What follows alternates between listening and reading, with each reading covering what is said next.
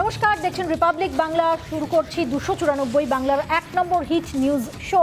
এটা এমন একটা সেগমেন্ট যেখানে আমরা সারা দিনের বাছাই করা খবর এখানে রাখি শুধুমাত্র আপনাদের জন্য। আর আজ 294-এ আপনাদের সঙ্গে আমি রেনেসা রয়েছি। শুরুতেই ভবানীপুরের খবরে আমরা নজর দেব। কালীঘাট মন্দিরে পুজো দিয়ে প্রচার শুরু বিজেপি প্রার্থী প্রিয়াঙ্কা টিব্রেওয়ালের। ভবানীপুরের উপনির্বাচন নিয়ে বিজেপিকে নিশানা তৃণমূলের, পাল্টা ঘাসফুল শিবিরকে তোপ গেরুয়া শিবিরের। ভবানীপুরের উপনির্বাচনের লড়াই ঘিরে সরগরম বঙ্গের রাজনীতি। সত্যনিষ্ঠার সাথে ঘোষণা করছি যে আইনের দ্বারা প্রতিষ্ঠিত ভারতীয় সংবিধানের প্রতি যথার্থ আস্থা ও গণতন্ত্র পোষণ করে চলব এবং ভারতবর্ষের সার্বভৌমত্ব ও অখণ্ডতা তুলে ধরব।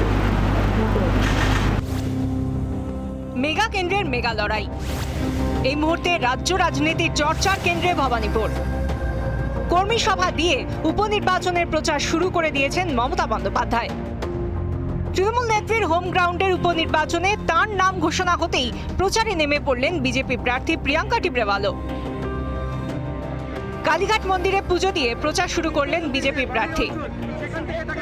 প্রচার শুরুর আগে দলের বর্ষিয়ান নেতা তথাগত রায়ের বাড়ি গিয়ে তার আশীর্বাদও নেন প্রিয়াঙ্কা টিব্রেওয়াল। কালী মহাকালী, কালী হি পাপ নাশিনী। তো এই যে পাপ পশ্চিমবঙ্গতে হচ্ছে চারদিকে, মানুষকে বাঁচান মা। আর এই লড়াইতে আমি যে নেমেছি, আমাকে সেই আপনি শক্তি দিন যাতে আমি মানুষের জন্য লড়তে পারি, মানুষের জন্য কাজ করতে পারি। মমতা বন্দ্যোপাধ্যায় প্রচার শুরু করেছেন আগেই। শনিবার ভবানীপুরের উপনির্বাচনে দলনেত্রীর সমর্থনে প্রচারে নামলেন ফিরহাদ হাকিম। তার দাবি, ভবানীপুরে মমতা বন্দ্যোপাধ্যায়ের জয় এক প্রকার নিশ্চিত। দেউলিয়া দল কাকে রাখলো না রাখলো কিছু যায় আসে না। ভবানীপুরে মমতা ব্যানার্জি আর তার সৈনিক ফিরহাদ হাকিম বা আরও যারা আছেন তারাই কাফি। ইন্টালিতেও দাঁড়িয়েছিলেন, সেখানে জেতেননি, অনেক ভোটে হেরেছেন। এখানেও নিশ্চিতভাবে সবাই জানে যে উনি জিততে পারবেন না। ফিরহাদ হাকিমের দাবির পাল্টা ঘাসফুল শিবিরের উদ্দেশ্যে চ্যালেঞ্জ ছুড়েছে বিজেপি। মমতা ব্যানার্জি কত ভোটে জিতবেন নন্দীগ্রামে, সেগুলো ওনার ভবিষ্যৎবাণী করেছিলেন, সেগুলো আমরা ভুল প্রমাণ করেছি। বড় নেতা ছেড়ে দিন, টিব্রেওয়ালকে আগে সামলান না, একাই কাঁপিয়ে দিয়েছে। আমি বলে দিচ্ছি, কোর্টে হারিয়েছি, ভোটেও হারা। গেরুয়া শিবিরের চ্যালেঞ্জকে কটাক্ষ করে পাল্টা তোপ দেখেছে তৃণমূল শিবিরও। 58,000 ভোটে বিধানসভায় হেরেছিলেন, আমরা জানি উনি কি। উনি পৌরসভার ইলেকশনেও হেরেছিলেন।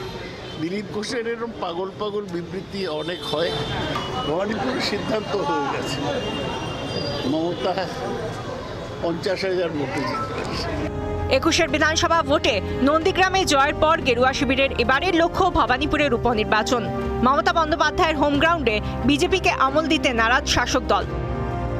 ভবানীপুরের উপনির্বাচনকে কেন্দ্র করে দাবি পাল্টা দাবি, তোপ পাল্টা তোপে তুঙ্গে উঠেছে রাজনৈতিক উত্তেজনার পারদ। রিপাবলিক বাংলা।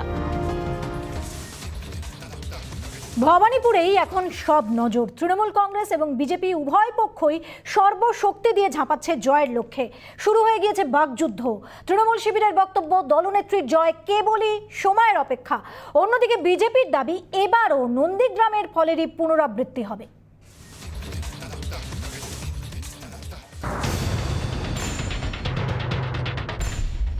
পশ্চিমবঙ্গের রাজনীতি যেন হঠাৎই ভবানীপুর কেন্দ্রিক। কারণ এই কেন্দ্রে উপনির্বাচনে প্রার্থী মমতা বন্দ্যোপাধ্যায়। মুখ্যমন্ত্রীর কুর্সি ধরে রাখতেই জিততেই হবে তৃণমূল নেত্রীকে। তাই এই উপনির্বাচন শাসক তৃণমূল এবং প্রধান বিরোধী বিজেপির কাছে কার্যত প্রেস্টিজ ফাইট। মমতার জয় পরাজয়ের উপর রাজ্য তথা জাতীয় রাজনীতির নানা সমীকরণ নির্ভর করছে বলেই মত রাজনৈতিক মহলের। তাই কোনো পক্ষই 1 ইঞ্চিও জমি ছাড়তে রাজি নয়। একদিকে অর্জুন সিংকে পর্যবেক্ষক করে ভবানীপুর জিততে 15 জনের বিশেষ দল তৈরি করেছে বিজেপি। বিধানসভা কেন্দ্রের 8টি ওয়ার্ডে 8 বিধায়ককে দায়িত্ব দেওয়া হয়েছে। প্রচারে আসতে পারেন একাধিক কেন্দ্রীয় মন্ত্রীও।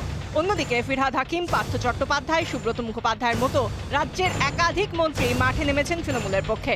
দুপক্ষের রণসজ্জা রাজ্য রাজনীতির আঁচ বৃদ্ধির জন্য যথেষ্ট। শিবিরের বাকযুদ্ধ শুরু হয়ে গেছে। শনিবার তারাপীঠের মন্দিরে পুজো দিয়ে সুব্রত মুখোপাধ্যায়ের দাবি, মমতা বন্দ্যোপাধ্যায় লক্ষাধিক ভোটে জিতবেন।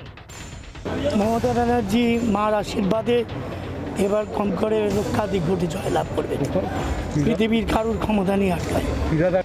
অন্যদিকে পূর্ব মেদিনীপুরের নিমতৌড়িতে এক অনুষ্ঠানে বিরোধী দলনেতা শুভেন্দু অধিকারীর হুঙ্কার, নন্দীগ্রামে হারিয়েছি, ভবানীপুরেও হারাবো। বেকারত্ব ঘরে ঘরে, পিসিমণি হারবে ভবানীপুর। ভবানীপুরের শিক্ষিত ভোটারকে ঠিক করতে হবে অভিজিৎ সরকারের মায়ের চোখের জলের সঙ্গে থাকবে, না তৃণমূল কংগ্রেসের প্রার্থী খেলা হবে নামে 55 জনকে খুন করা, 1 লক্ষ মানুষকে ঘর ছাড়া করা, খেজুরির অপর্ণা দাস সহ 300-র বেশি মহিলার ইজ্জত লুট করা তৃণমূল কংগ্রেসের সঙ্গে থাকবে। উপনির্বাচন হলেও ভবানীপুরের দিকে নজর এখন গোটা দেশের। রাজনৈতিক বিশ্লেষকদের মতে বিজেপি প্রার্থী প্রিয়াঙ্কা টিব্রেওয়াল জয় ছিনিয়ে নিলে বদলে যেতে পারে 2024-এর সমীকরণও। রিপাবলিক বাংলা। একদিকে লক্ষ্য নন্দীগ্রামের মতোই ভবানীপুরের উপনির্বাচনেও মমতা বন্দ্যোপাধ্যায়কে টেক্কা দেওয়া, আর অন্যদিকে আশঙ্কা শাসক দলের আক্রমণের মুখে পড়ার। লক্ষ্য এবং আশঙ্কা দুই মাথায় রেখেই ভবানীপুরের উপনির্বাচনের জন্য কৌশল নেওয়া হলো বিজেপির নির্বাচনী কমিটির বৈঠকে।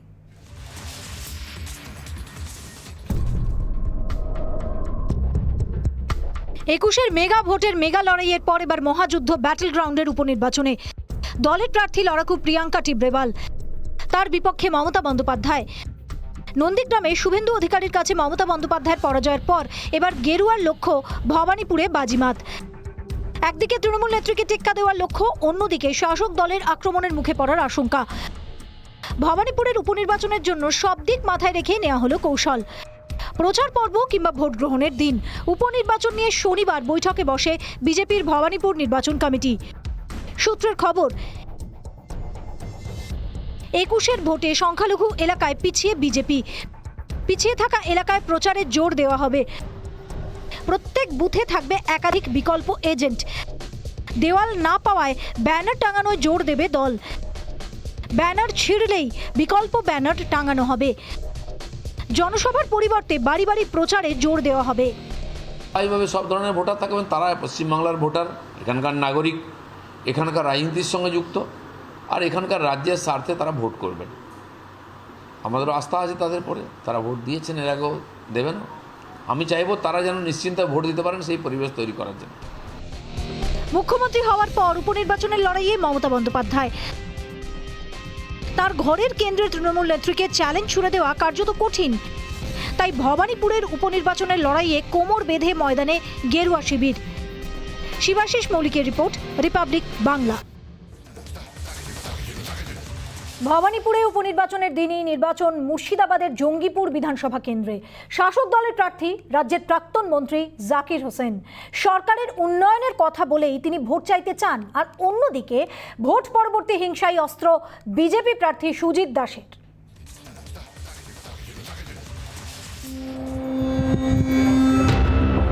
আগামী 30শে সেপ্টেম্বর জঙ্গিপুর বিধানসভা কেন্দ্রে ভোট, আর সেই ভোটে এবার সম্মুখ সমরে তৃণমূল প্রার্থী জাকির হোসেন ও বিজেপি প্রার্থী সুজিত দাস।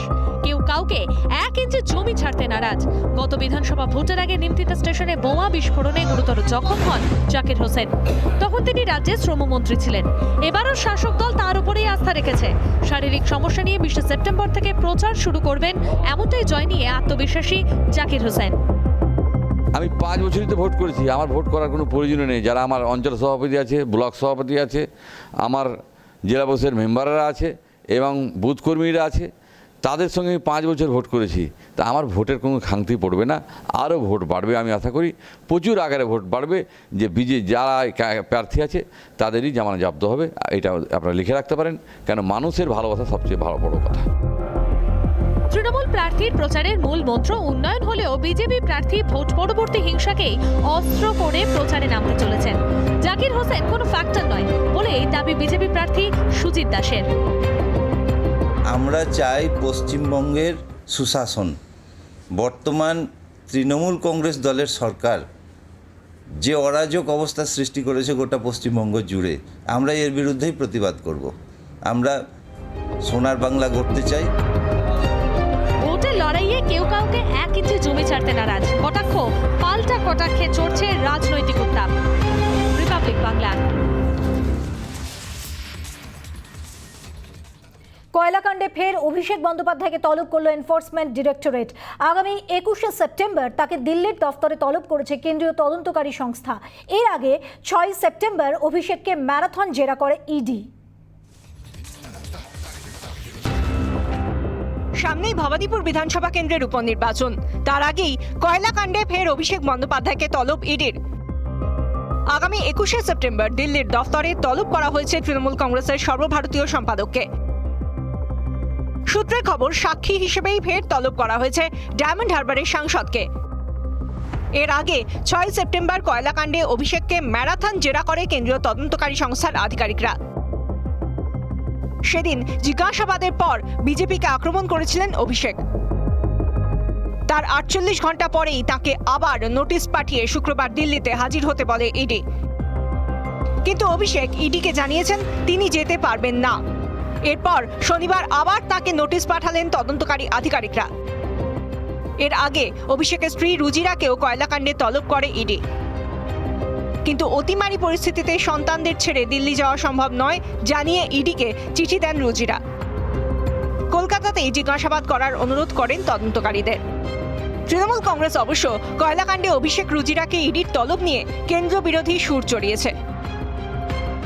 মমতা বন্দ্যোপাধ্যায় বলেছেন, এজেন্সি দিয়ে ধমকে চমকে কিছু করা যাবে না। অভিষেকও বলেন, রাজনৈতিকভাবে পেরে না উঠেই বিজেপি এজেন্সি ব্যবহার করছে। রাজ্যের শাসক দলের অভিযোগ মানতে নারাজ বিজেপি। দিলীপ ঘোষদের সাফ বক্তব্য, কিছু করে না থাকলে ভয় কিসের, আইনের পথেই চলবে। রিপাবলিক বাংলা। কাঁকুরগাছির বিজেপি কর্মী অভিজিৎ সরকারের মৃত্যুর ঘটনার তদন্তকারী আধিকারিককে প্রায় 1.5 ঘন্টা জিজ্ঞাসাবাদ সিবিআইয়ের। অন্যদিকে নদিয়ার কোতোয়ালির পলাশ মণ্ডল খুনের ঘটনায় চার্জশিট জমা দিল কেন্দ্রীয় তদন্তকারী সংস্থা। উত্তর 24 পরগনার জগদ্দলের বাসিন্দা শোভারানী মণ্ডলের মৃত্যুর ঘটনার তদন্তে কল্যাণী থানার আধিকারিকদের সঙ্গে কথা।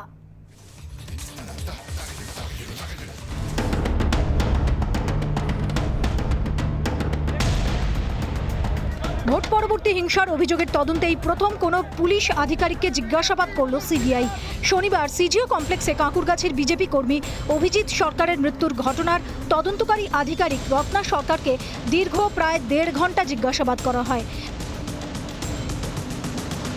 নিহত বিজেপি কর্মীর দাদা বিশ্বজিৎ সরকার এবং তার মা মাধবী সরকার নারকেলডাঙ্গা থানার তদন্তকারী আধিকারিক রত্না সরকারের বিরুদ্ধে সিবিআই এর কাছে অভিযোগ করেছিলেন।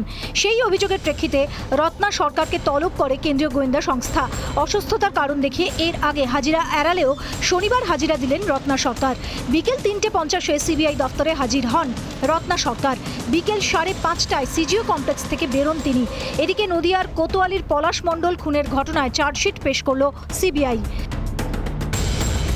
চার্জশিটে কুশল দাস, তুফান দাস সহ 15 জনের নাম। খুন, অস্ত্র আইন সহ একাধিক ধারায় মামলা।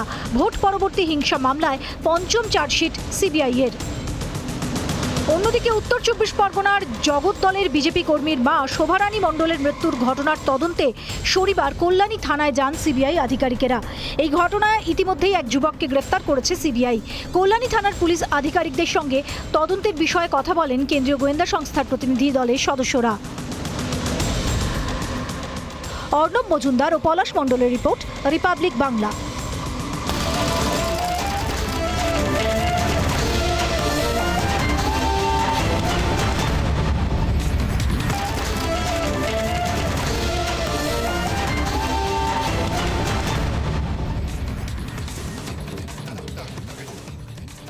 হরিদেবপুরে বৃদ্ধের রহস্য মৃত্যুর ঘটনায় উঠে আসছে বেশ কিছু প্রশ্ন।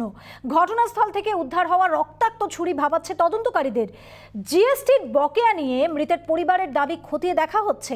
ময়না তদন্তের প্রাথমিক রিপোর্টের ভিত্তিতে আত্মহত্যা বলেই অনুমান তদন্তকারীদের। পর্ণশ্রীতে মা ও ছেলের রহস্য মৃত্যুর কিনারা হয়নি এখনো। এরই মধ্যে হরিদেবপুরে বৃদ্ধের রহস্য মৃত্যুতে চাঞ্চল্য। চক রামনগর এলাকায় লেদ কারখানা থেকে উদ্ধার হয় বৃদ্ধের রক্তাক্ত দেহ। খুন না আত্মহত্যা?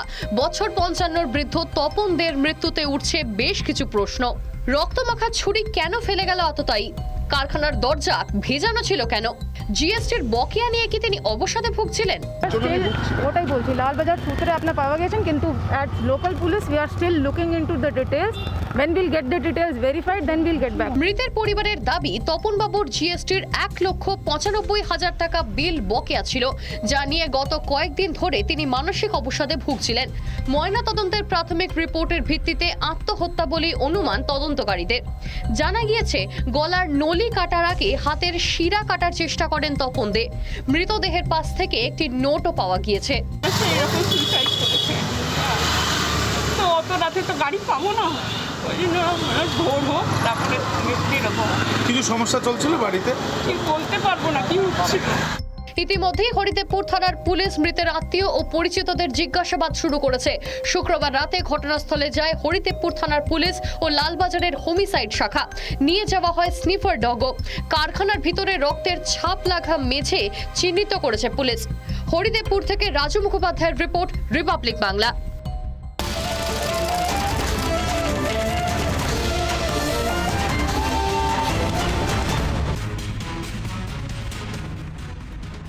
সাংসদ অর্জুন সিং এর বাড়িতে বোমাবাজির ঘটনার তদন্তে সক্রিয় প্রশাসন। সাংসদের বাড়ি সংলগ্ন এলাকায় বসানো হলো 165টি সিসিটিভি।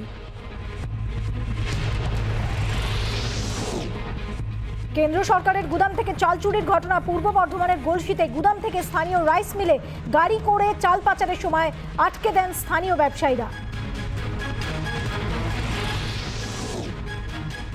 হাওড়া স্টেশনের 12 নম্বর প্ল্যাটফর্ম থেকে ট্রেনে উঠতে গিয়ে পড়ে যান এক যুবক। আরপিএফ এর তৎপরতায় আপ শক্তিপুঞ্জ এক্সপ্রেসে প্ল্যাটফর্মের ফাঁক থেকে উদ্ধার হন যুবক। হুগলির ডানকুনিতে ব্যাটারি কারখানায় বিধ্বংসী আগুন। দমকলের 4টি ইঞ্জিনের চেষ্টায় প্রায় 8 ঘন্টার চেষ্টায় আগুন নিয়ন্ত্রণে আসে। প্রাথমিক অনুমান শর্ট সার্কিট থেকে আগুন লাগে।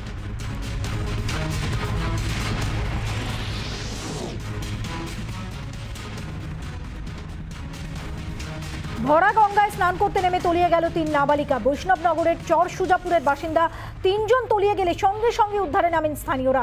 2 জনকে আশঙ্কাজনক অবস্থায় ভর্তি করা হয় মালদা মেডিকেল কলেজে।